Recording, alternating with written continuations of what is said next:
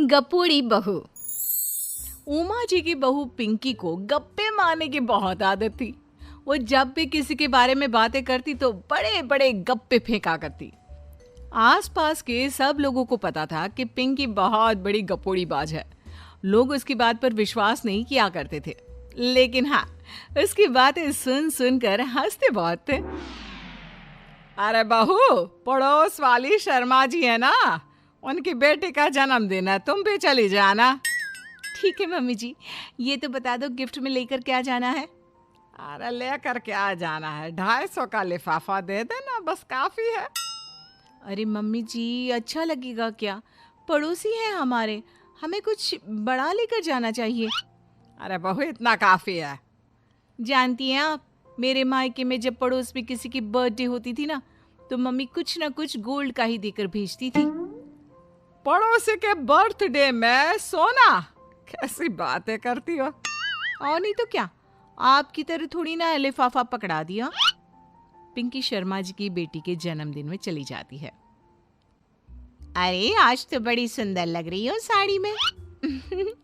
जी मैं तो लहंगा पहनकर आने वाली थी, मम्मी जी नहीं मानी। अरे बेटा, बर्थडे पार्टी में तो साड़ी चल जाती है, मेरा मतलब कोई शादी थोड़ी ना है। कैसी बात कर रही हैं आप आंटी जी?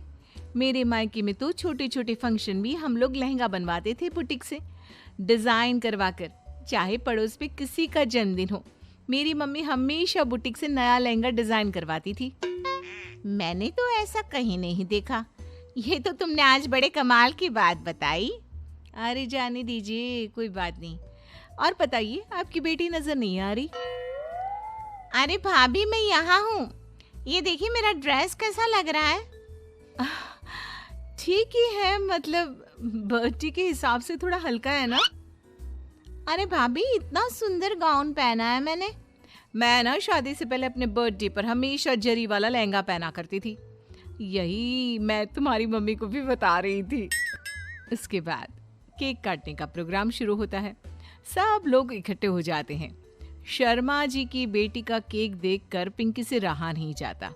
उसके अंदर का गपोड़ी बाज बाहर निकल कर आ जाता है। अरे इतना छोटा सा केक!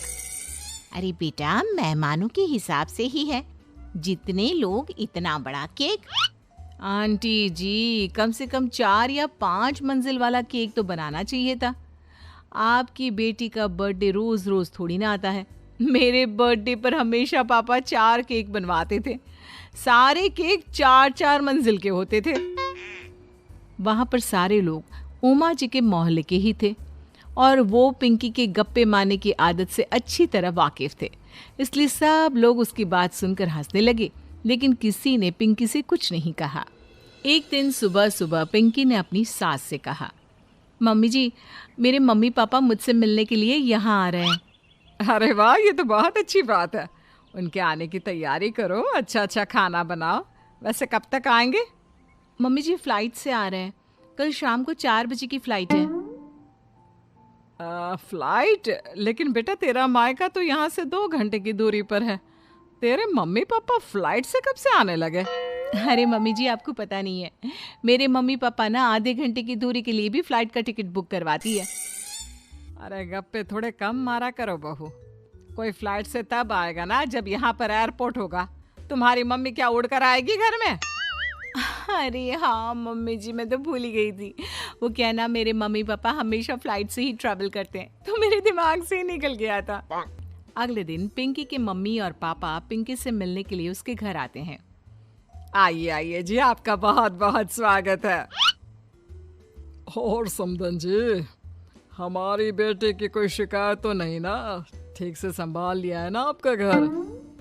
अरे मेरी बहू बहुत समझदार है, घर का काम बहुत अच्छे तरीके से करती है। बस थोड़ा ज्यादा बोलने की आदत है उसे, आपको परेशान करती होगी ना। बात तो आपकी सही है, उसकी थोड़ा ज्यादा नहीं बहुत ज्यादा बोलने की आदत है। लेकिन कोई बात नहीं, आपकी बेटी दिल की बहुत अच्छी है, बस थोड़ा बोलती ही तो ज्यादा है। पिंकी बेटा, इधर आओ, देखो तुम्हारे मम्मी पापा आए हैं, तुमने इनके लिए खाना तो बना लिया ना? वो क्या है ना मम्मी जी, आपसे एक बात कहनी थी। हाँ हाँ बोलो बहू, क्या बात है? डरने की कोई जरूरत नहीं। वो मम्मी जी, मैंने सोचा मम्मी पापा आए हैं तो खाना बाहर से मंगवा लेती हूँ। अरे कोई बात नहीं बेटा, वैसे भी तुम किचन में काम करने लग जाती तो अपने मम्मी पापा से बात कब करती। बहुत अच्छा किया। अब तुम अपने मम्मी पापा के साथ बैठकर आराम से बात करो, मैं अंदर जाती हूँ। शाम का वक्त जैसे ही दरवाजे की घंटी बजी, 3-4 लोग हाथों में खाने के बहुत सारे पैकेट लेकर उमा जी के घर पहुंच गए।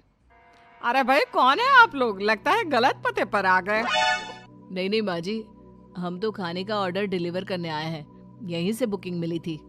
अरे नहीं नहीं, आपको कोई गलत फहमी हुई है। हमारे यहाँ तो 2 ही मेहमान आए हैं। आपके हाथ के पैकेट देखकर लगता है इसमें 50 लोगों का खाना है। माँ जी आपने सही समझा, खाना तो इसमें 50 लोगों का ही है, क्योंकि हमें ऑर्डर यहीं से 50 लोगों का मिला है। अरे लेकिन इतना सारा खाना, कहीं मेरी बहू ने अपनी गप मारने की आदत के चलते ऐसा तो नहीं कर दिया?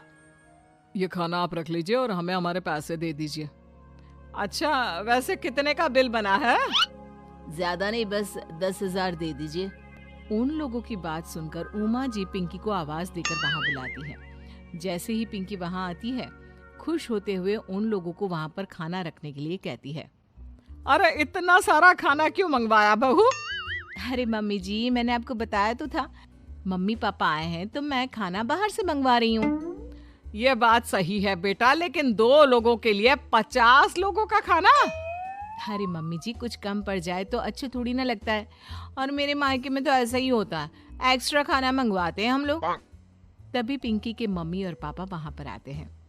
अरे बेटा, एक्स्ट्रा खाना मंगवाने का मतलब ये थोड़ी ना होता है कि 2 लोगों के खाने के लिए 50 लोगों का खाना मंगवा लो। और बेटा, तुम्हारी गप मारने की आदत के चलते 10,000 का बिल आया है, तुम्हें नहीं लगता ये गलत है? देखो बहू, बढ़ा चढ़ाकर बातें करना अपनी जगह, लेकिन इतनी बड़ी बड़ी फेंकना भी गलत है ना। पहली बात तो इतने सारे पैसे लगे, और दूसरी बात खाना वेस्ट होगा। आप लोग ठीक कहते हैं, मैं आज के बाद अपनी इस आदत को कंट्रोल करने की कोशिश करूंगी और अब से गप थोड़ी कम मारा करूंगी। पिंकी की बात सुनकर सब लोग हंसने लगे।